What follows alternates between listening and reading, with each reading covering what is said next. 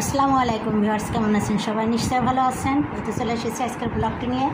তাই এসেছি আপনাদেরকে সংরক্ষণ পদ্ধতি নিয়ে, কিভাবে লিচু এখন শেষ হয়ে যাচ্ছে তা সারা বছরের জন্য রাখবেন কিভাবে, সেটা আজকে আমি আপনাদের সঙ্গে শেয়ার করব।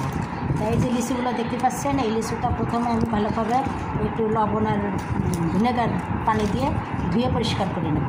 তারপরে আমি ফিরে আসছি পরিষ্কার করার পরে।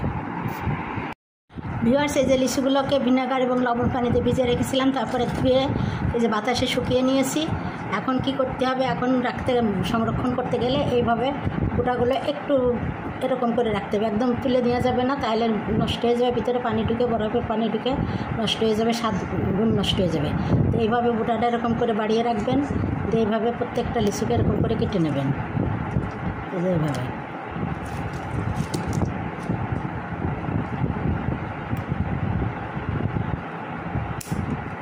এরকম করে কেটে নিতে হবে। আমি এগুলো সবগুলো কেটে ফিরে আসছি, ততক্ষণ আপনারা আমার সাথে থাকুন। ভিউয়ার্স, এই যে আমার লিচিগুলো সব ডাল থেকে ছড়িয়ে নিয়েছি। এখন এরকম একটা ব্যাগ নেব, প্যাকেট নেব কাগজের। সবার ঘরেই থাকে এরকম শক্ত প্যাকেট। এই শক্ত প্যাকেটের ভিতর আমি লিচুগুলো উঠিয়ে নেব।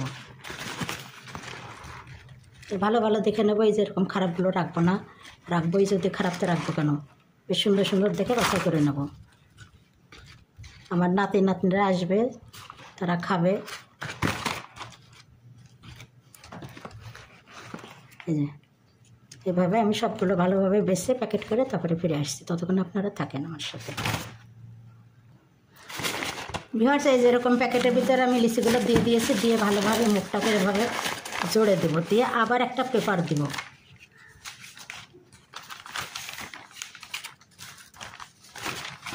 পেপারের ভিতরে এটাকে আবার বসিয়ে দেবো, দিয়ে আবার এটাকে ভালোভাবে এভাবে জড়িয়ে নেব।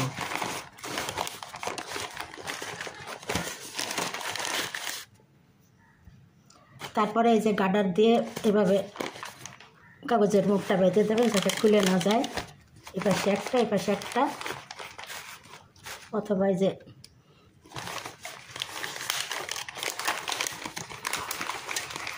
বেঁধে দিলাম। তারপরে এরকম একটা পলি ব্যাগ নিতে হবে।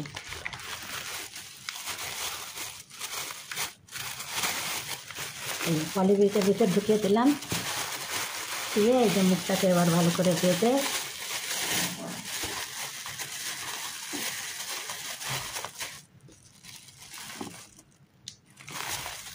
এই যে আবার একটা রবার দিয়ে দিলাম।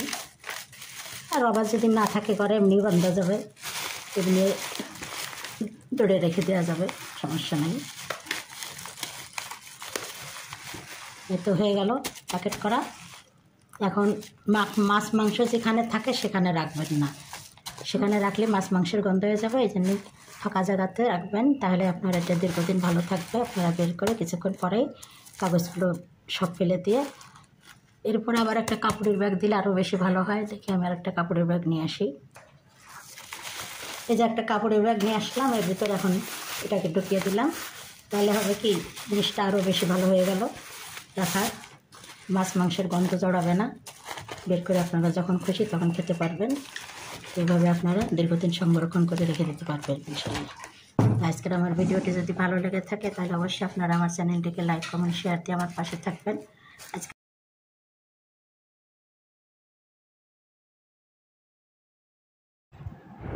ভিউয়ার্স, এগুলো হচ্ছে গাছ পাকা একদম গাছের কলা, কোনো ফরমালিন দেওয়া নাই, গ্রামের বাড়ির থেকে দেশের থেকে আনা হয়েছে।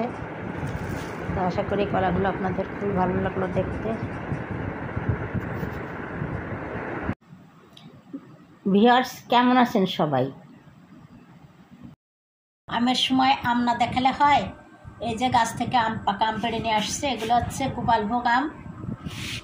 এবার আম বেশি হয়নি, তবে আমাদের খাওয়ার মতন হয়েছে, মানুষকে বিলানোর মতন এবার আর আম হয়নি।